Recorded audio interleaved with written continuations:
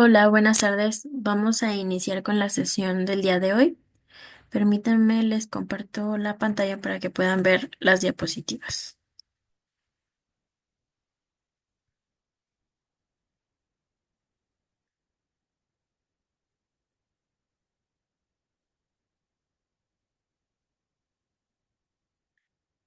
Bueno, pues en la clase del día de hoy vamos a hablar sobre la jurisprudencia y los derechos humanos, cómo se encuentran ligados uno con el otro. Pues en esta clase los temas que vamos a ver serían, pues, como lo hemos visto en cada de una de las clases, pues, el concepto de jurisprudencia y cómo se relaciona esta con los derechos humanos. También vamos a examinar cómo la jurisprudencia ha influido en la evolución y protección de los derechos humanos. Igualmente vamos a identificar casos emblemáticos donde la jurisprudencia ha fortalecido los derechos humanos y pues vamos a reflexionar sobre el rol que va a tener el Poder Judicial en la defensa de los derechos humanos.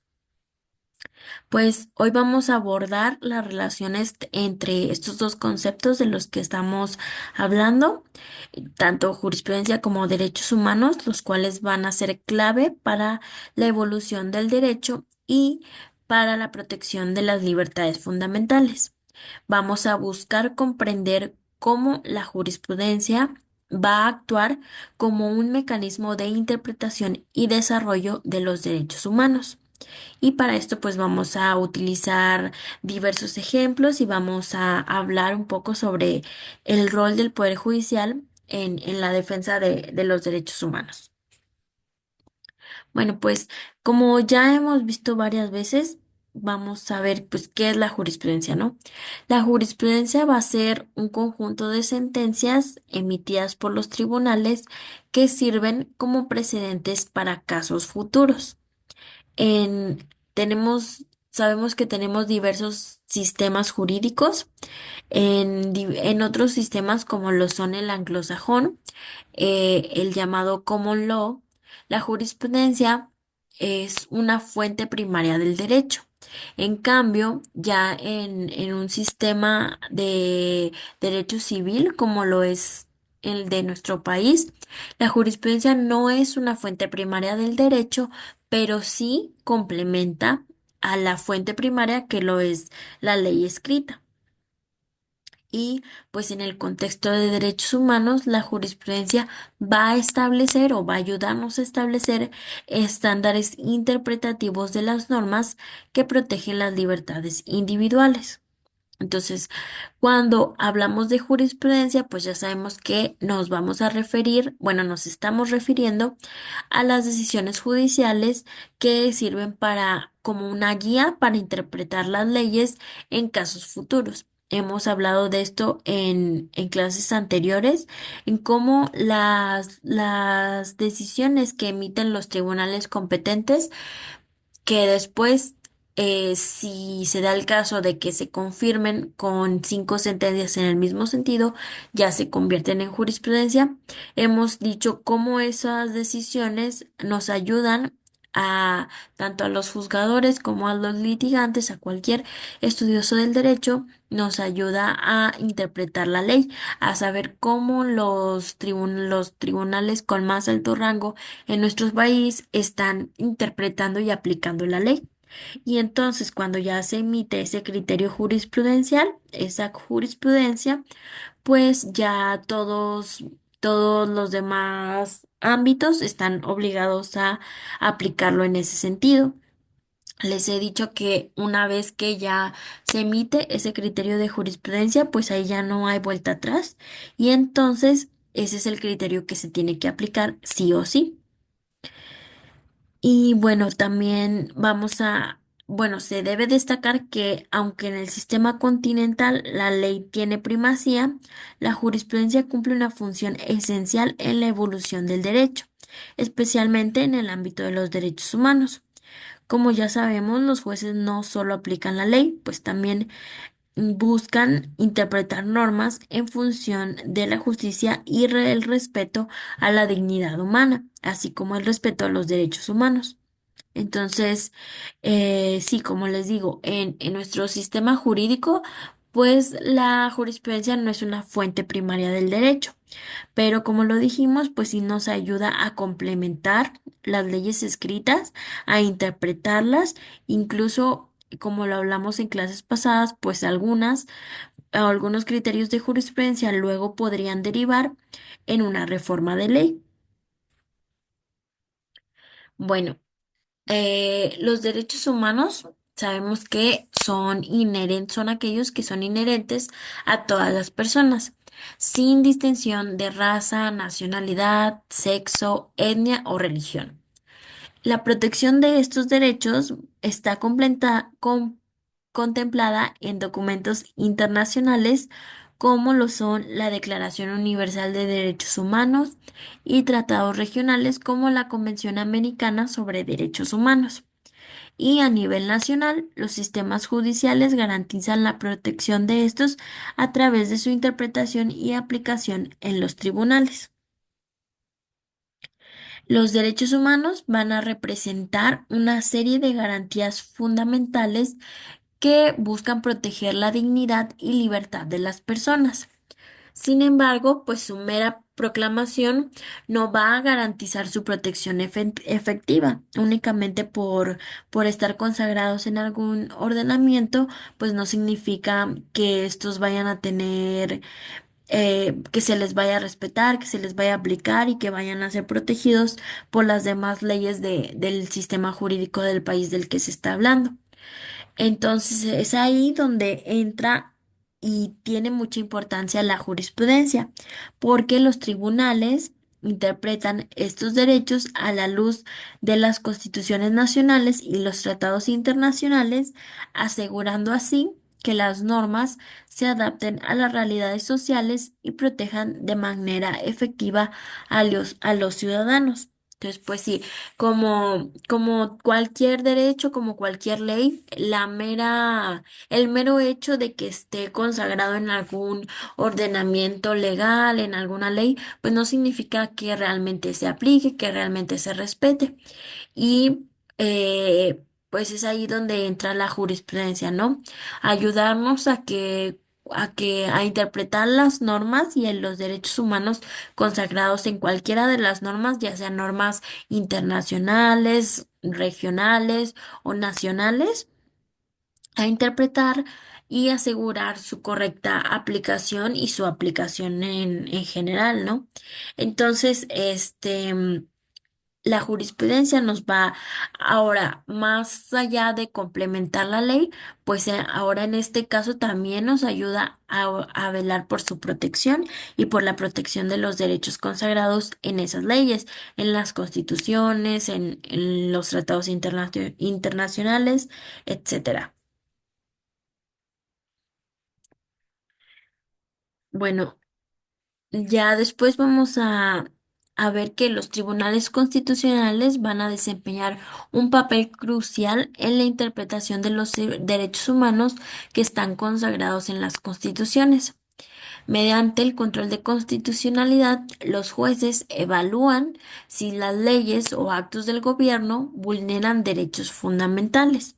Por ejemplo, el Tribunal Constitucional de Alemania ha sido pionero en desarrollar una robusta protección de los derechos fundamentales a través de su jurisprudencia, en particular en materia de privacidad y libertad de expresión. Una de las formas más importantes en las que los tribunales protegen estos derechos humanos es a través de este control de constitucionalidad. Tenemos que los tribunales, como el Constitucional de Alemania, del que aquí hablamos, han ampliado y precisado el alcance de los derechos fundamentales, muchas veces más allá de lo que los textos constitucionales prevén en un primer término. Este poder de los jueces para reinterpretar los derechos humanos en contextos cambiantes va a ser esencial para que las constituciones sigan siendo instrumentos vivos de protección de las libertades. Pues sí, como sabemos, los derechos humanos están consagrados, como ya lo dijimos, en las leyes, en los tratados internacionales o algún ordenamiento regional.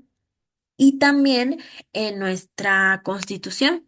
Ahí están consagrados los derechos humanos y pues los tribunales constitucionales, como en nuestro caso lo es la Suprema Corte de Justicia de la Nación, pues nos ayudan al momento de tomar estas disposiciones legales e interpretarlas, incluso nos ayudan a ampliarlas, pero también a precisar el alcance que llegan a tener estos derechos humanos, para siempre, para asegurar así siempre su respeto y su aplicación concreta.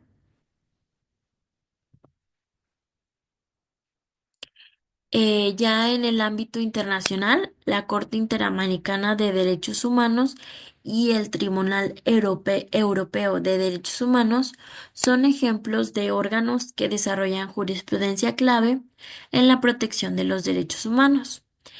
Aquí tenemos como ejemplo el caso Velázquez Rodríguez versus Honduras de 1988, en el que la Corte Interamericana estableció la responsabilidad del Estado de Honduras por violaciones a derechos humanos cometidas por agentes estatales o particulares bajo su tolerancia.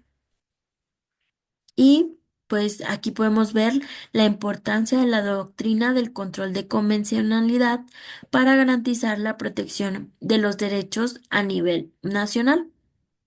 Entonces, a nivel internacional, los tribunales supranacionales, como estos que mencioné, pues van a jugar un papel crucial en la creación de estándares vinculantes para los estados. La jurisprudencia de tribunales como la Corte Interamericana de Derechos Humanos ha sido esencial para desarrollar principios como el control de convencionalidad, del que hemos hablado, que obliga a los jueces nacionales a alinear su jurisprudencia con los tratados internacionales de derechos humanos.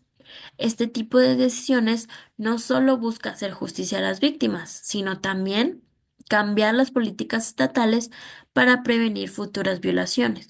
Entonces, también los jueces a nivel nacional pues ayudan a la protección de los derechos humanos a través de este control de constitucionalidad que están obligados a aplicar y así asegurarse que las leyes nacionales que están utilizando y que están aplicando, pues se apeguen a lo dispuesto tanto en la Constitución como en los tratados internacionales. Y si no es así, pues sin aplicarlas, ¿no? Y bueno, pues aquí teníamos como ejemplo el caso de Velázquez versus Rodríguez, Velázquez Rodríguez versus Honduras. Este caso, pues, es un caso de Honduras y fue muy importante en su tiempo, es de 1988. Pues en este caso, así para contarlo muy rápido, tenemos que en septiembre del 81 una persona llamada Manfredo Velázquez Rodríguez, que era un estudiante universitario, fue secuestrado en Tegucigalpa, Honduras. Esto fue por agentes estatales que estaban armados e iban vestidos de civiles y además pues conducían un automóvil sin placas. Esta desaparición se produjo en medio de una práctica sistemática de desaparición forzada que había sido perpetrada por agentes estatales utilizando este mismo modus operandi, es decir, que estaban vestidos de civiles y que conducían automóviles sin placa. Entonces, la familia de la víctima interpuso varios recursos de habeas corpus y denuncias penales, pero ninguno fue aceptado o realmente actuado por el Estado, ninguno se hizo efectivo. Y entonces, ahí surge una violación a los artículos de la Convención Americana sobre Derechos Humanos, al artículo 1, al 4, al 5 y al 7. Y entonces, pues este caso se interpone ante la Corte de Derechos Humanos y pues esta corte establece que por primera vez se establece que las desapariciones forzadas pues son una violación que es compleja, múltiple y continua de de la convención, de esta convención sobre los derechos humanos, constituyendo así una ruptura radical de múltiples disposiciones de la convención y mostrando un abandono de los valores que sustentan la dignidad humana. La Corte también afirmó que los recursos internos deben ser adecuados, idóneos para hacer frente a a la vulneración de un bien jurídico y eficaces, es decir, capaces de producir el resultado para el que fueron diseñados. Esto pues porque, como les digo, al momento de que desapareció esta persona, su familia interpuso varios recursos de habeas corpus y diferentes recursos penales, pero pues ninguno se logró tener como alguna trascendencia, ninguno pasó más allá y no se hizo efectivo. Es por eso que la Corte pues nos menciona que estos recursos con los que cuentan los países pues deben ser realmente adecuados para hacer frente a cualquier vulneración. En cuanto a la prueba, también indicó que el estándar de prueba permite apoyarse en pruebas circunstanciales y presuntivas, siendo las primeras particularmente importantes en casos de desapariciones forzadas, que se caracterizan por un intento de supresión de toda información al respecto. En cuanto a la carga de la prueba, la Corte sostuvo que si la denunciante pudiera probar que hubo una práctica sistemática oficial de desapariciones forzadas en el Estado y que la desaparición de la víctima pudiera estar vinculada a dicha práctica, la carga pasa al Estado para refutar la acusación. En cuanto a la obligación de investigar, la Corte sostuvo que esta no puede ser una mera formalidad, sino que debe ser asumida por el Estado como un deber jurídico propio y que no debe depender de la iniciativa de la víctima, su familia o de su ofrecimiento de prueba. Entonces, pues eso es lo que, a grandes rasgos, lo que mencionó la Corte en este caso de Velázquez Rodríguez contra Honduras, y pues ahí para que lo toman en cuenta. Y como pueden ver, las decisiones de la Corte pues van más allá de, de simple letra muerta, ¿no? Sí, sí se llegan a ver resultados y en este caso la Corte eh, ordenó que se diera una cierta cantidad de dinero a los familiares de la persona desaparecida, que les reparara por el daño. Entonces, es ahí donde podemos observar realmente la importancia de de la jurisprudencia internacional en esta protección de los derechos humanos. Bueno, pues también tenemos casos emblemáticos de derechos humanos, de, de sentencias que decidieron cuestiones sobre derechos humanos en el ámbito nacional. Em, y pues ya, ahorita más adelante vamos a ver algunos ejemplos. Entonces... vamos a poder observar cómo los tribunales nacionales pues también van a jugar un papel fundamental en la evolución de los derechos humanos. No solo van a hacer los internacionales, sino que también los nacionales juegan este papel importante en la protección de los derechos humanos. En México, por ejemplo, la Suprema Corte ha emitido sentencias que han cambiado el panorama de los derechos humanos en el país. Por ejemplo, aquí tenemos el amparo en revisión, es 152 de 2013, no es 2016, es 2013, sobre matrimonio igualitario. Este es un ejemplo de cómo la jurisprudencia puede ayudarnos a avanzar en la protección de derechos para grupos que históricamente han sido marginados, marcando un precedente que luego puede influir en decisiones futuras. También vamos a hablar sobre el principio pro persona.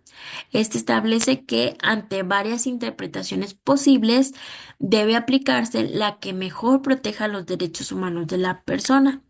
Este principio guía tanto a la jurisprudencia nacional como a la internacional en la protección de los derechos fundamentales.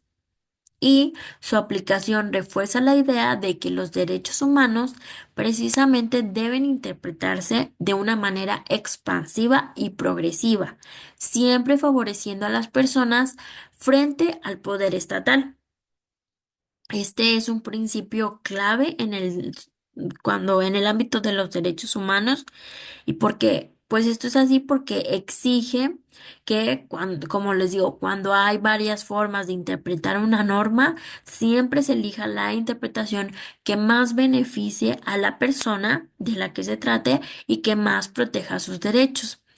Este enfoque, este principio, pues refuerza el papel de los jueces como defensores de los derechos humanos, especialmente en situaciones donde la ley llega a ser ambigua o hay vacíos legales. Entonces, pues este principio es muy importante y su aplicación sobre todo es también muy importante y nos ayuda, bueno, ayuda a los juzgadores, más bien. Indica a los juzgadores a que siempre tienen que buscar la interpretación más favorable para la persona, que en un primer término, pues está en en una posición desfavorecedora contra el Estado, ¿no? Entonces ahí donde los jueces tienen que buscar la que mayor le beneficie a la persona individual y no al poder estatal. Entonces, les quise poner otros ejemplos respecto a estas sentencias sobre derechos humanos que han sido trascendentes. Aquí traigo un ejemplo. Los dos son nacionales. En la acción de inconstitucionalidad de 96 del 2019, aquí la CNDH demandó la invalidez de diversos preceptos de la Ley de los Derechos de Niñas, Niños y Adolescentes del Estado de Guanajuato, al considerarlos contrarios a la Constitución Federal. Y ya una vez que se resolvió esta acción de inconstitucionalidad, pues el Pleno invalidó los artículos 27-2, fracciones 5 y 6, y 95-1, fracciones 5 y 6, en las porciones normativas que aquí tenemos. Dicen no haber sido sentenciado por delito doloso ni estar sujeto a proceso penal por delito doloso y ni haber sido destituido o inhabilitado por resolución firme como servidor público ni estar sujeto al procedimiento de responsabilidad administrativa para ser titular respectivamente de la Procuraduría Estatal de Protección de Niñas, Niños y Adolescentes y de la Secretaría Ejecutiva del Sistema Estatal de Protección, toda vez que los requisitos consistentes en no haber sido condenado por cierto tipo de delitos o sanciones administrativas como fueron formulados, violan el derecho a la igualdad y los requisitos de no estar sujeto a proceso penal o a procedimiento de responsabilidad administrativa son violatorios del principio de presunción de inocencia. Entonces, por ejemplo, es esta acción de inconstitucionalidad nos habla sobre el principio de presunción de inocencia, ¿no? Estos artículos decían que para poder ser titular de la Procuraduría Estatal de Protección de Niñas, Niños y Adolescentes y de la Secretaría Ejecutiva del Sistema Estatal de Protección, pues las personas aspirantes debían de no haber sido sentenciados por un delito doloso ni estar sujetos a proceso penal por delito doloso y no haber sido destituidos o inhabilitados por resolución firme como servidor público, ni estar sujeto a procedimiento de responsabilidad administrativa.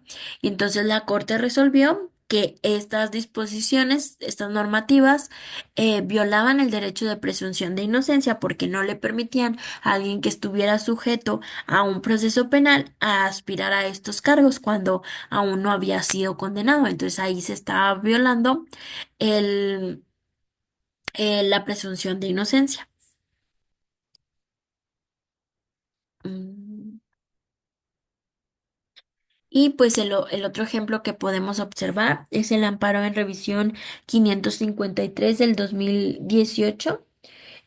Y aquí tenemos que un matrimonio homosexual de varones que procrearon a través de la técnica de maternidad subrogada solicitaron que se les reconociera su derecho de filiación. Y pues aquí la primera sala determinó que la falta de vínculo biológico no es suficiente para negar una filiación legal entre ambas partes. En el presente caso se comprobó que la voluntad de la madre gestante no deseaba reclamar algún derecho sobre el niño. Por tanto, se estableció que el interés superior del menor exige establecer la filiación respecto de las personas que quieran hacerse cargo del niño, pues requiere para su adecuado desarrollo contar con todos los derechos prestacionales derivados de la filiación, como derechos alimentarios, sucesorios, así como recibir cuidados, educación y afecto. Lo más conveniente en este caso, pues, es que se ha cuidado por las personas que deseaban hacerse cargo de él y lo han hecho desde su nacimiento. Así se ordenó, se decidió que debía permitirse el reconocimiento de hijos de parejas homoparentales que utilicen técnicas de reproducción asistida, como la maternidad subrogada, pues ellos tienen derecho a la paternidad. Entonces, en este caso, pues, un matrimonio homosexual, pues, utilizó esta técnica de maternidad subrogada, pues, para tener un hijo. Y la madre, pues, estaba involucrada en el procedimiento, conocía sobre el caso y, pues, ella no quería reclamar ningún derecho sobre el niño. El niño era de las personas que, que habían utilizado esta técnica. Y entonces, pues, la primera sala de la Suprema Corte de Justicia reconoció el derecho de estas personas a utilizar estas técnicas y de esa técnica, pues, se deriva el derecho a la paternidad una vez que procrean un hijo. Y pues ya nada más hace unas diapositivas mencionamos respecto del amparo en revisión 152 del 2013 y pues ese creo que no lo comenté, entonces muy rápido pues les comento que en este se hablaba sobre el derecho a la igualdad y no discriminación. Aquí varias parejas del mismo sexo demandaron la inconstitucionalidad del artículo 143 del Código Civil del Estado de Oaxaca al establecer al matrimonio como un contrato entre un solo hombre y una sola mujer, y que tiene por objeto perpetuar la especie.